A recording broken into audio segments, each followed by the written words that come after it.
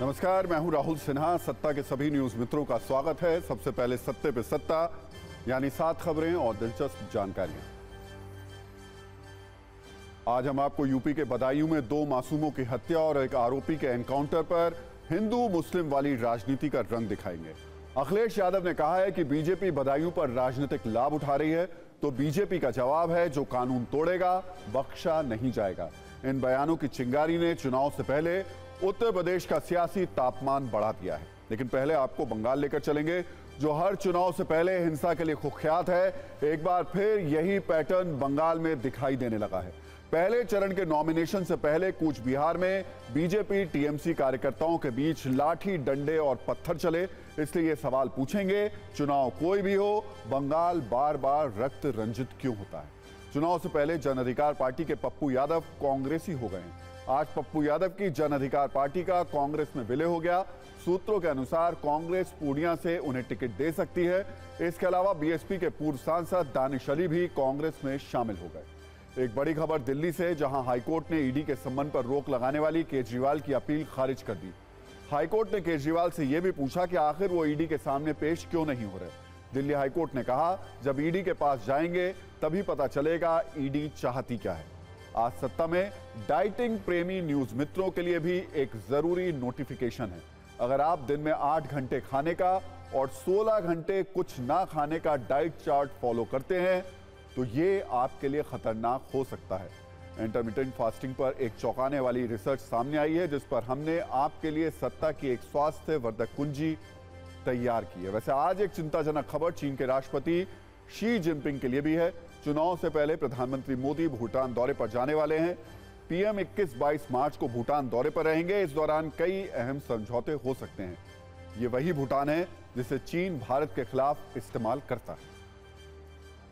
और एक बड़ी खबर यह कि पेपर लीक होने के बाद बिहार शिक्षक भर्ती परीक्षा को रद्द कर दिया गया है। ईओयू की रिपोर्ट पर बिहार लोक सेवा आयोग ने यह फैसला लिया है।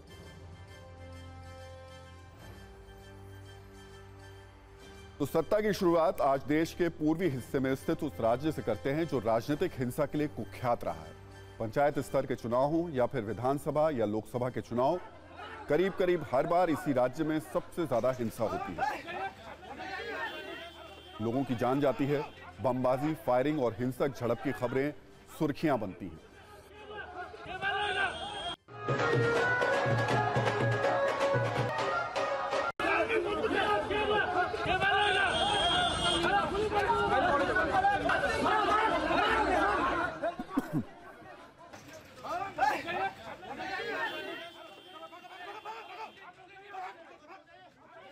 लोकसभा चुनाव के पहले चरण की अधिसूचना जारी हो गई, यानी आज से नॉमिनेशन की शुरुआत हो गई। लेकिन इसके एक दिन पहले यानी मंगलवार से ही पश्चिम बंगाल में चुनावी हिंसा की वेब सीरीज का ट्रेलर रिलीज शुरू हो गया।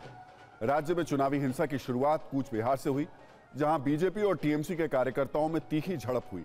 लाठियां चली, पत्थर चलाए गए और एक दूसरे पर जानलेवा हमला किया गया। बीजेपी का आरोप है कि कल जब केंद्रीय मंत्री निशित प्रमाणित अपने काफिले के साथ गुजर रहे थे तो टीएमसी नेता उदयन गुहा ने अपने समर्थकों को उकसाया, जिसके बाद उग्र समर्थकों ने केंद्रीय मंत्री के काफिले पर हमला किया और बीजेपी कार्यकर्ताओं को पीटा। लेकिन टीएमसी का आरोप है कि निशित प्रमाणित के काफिले से उनकी रैली पर पत्थरबाजी हुई, जिसके बाद ये हिंसा भड़की है। बीजेपी ने यह भी आरोप लगाया कि घटना के वक्त पुलिस मौजूद थी, लेकिन पुलिस ने हिंसा रोकने के बदले टीएमसी की मदद की।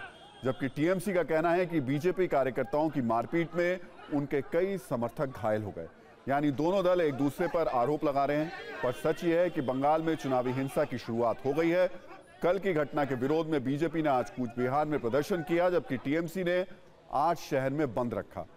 कल रात करीब 8:30 बजे शुरू हुई हिंसा के बाद से कूच बिहार में माहौल तनावपूर्ण है। कल से लेकर आज तक हुई हिंसा पर हमने एक रील तैयार की है, आप वो देखिए, फिर आपको पश्चिम बंगाल में चुनाव के रक्त चरित्र का इतिहास बताएंगे।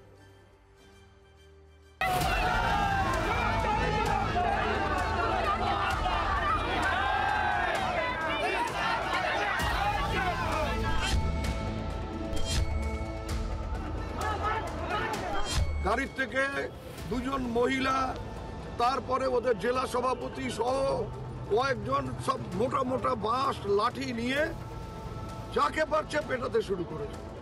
এমনকি ইনোসেন্ট পথচারী তাদেরও মারছে।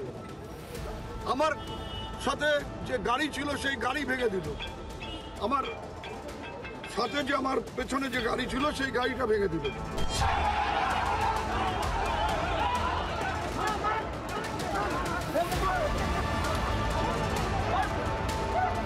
প্রামাণিকের গাড়ি এবং তাদেরকে দৈহিকভাবে আক্রমণ করেছে ডাইরেক্ট উত্তরবঙ্গ উন্নয়ন মন্ত্রী উদয়ন গুহ নিজে।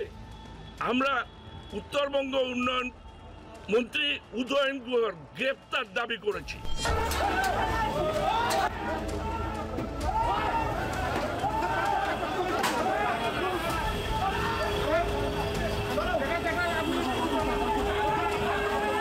भाजपा जो है पश्चिम बंगाल में प्री पोल वायलेंस शुरू कर दी।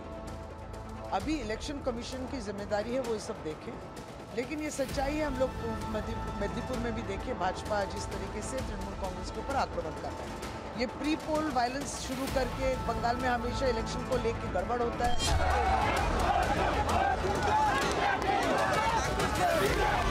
मैं मानता हूँ बहुत ही सेंसिटिव जगह है, इलेक्शन कमीशन को सोचना चाहिए वहाँ और भी सुरक्षा बढ़ाया जाए, क्योंकि दिनहाटा में ऐसा कुछ होगा निश्चित प्रामाणिक जी के ऊपर हमला होने का भी संभावना है, जिसके कारण सेंट्रल गवर्नमेंट ने उनका सिक्योरिटी भी बढ़ाया था।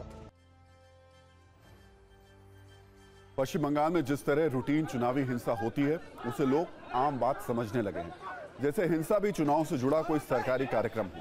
चुनाव में जितनी हिंसा पूरे देश में नहीं होती, उससे कई गुना ज्यादा हिंसा अकेले बंगाल में होती है।